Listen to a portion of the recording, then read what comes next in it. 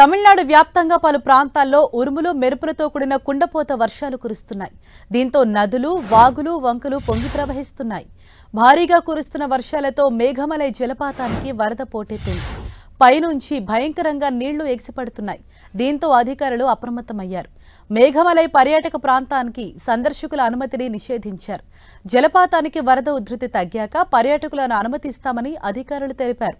మరో 4 రోజుల పాటు తమిళనాడు వ్యాప్తంగా వర్షాలు కురుస్తాయని ఐఎండీ ఇప్పటికే హెచ్చరించింది.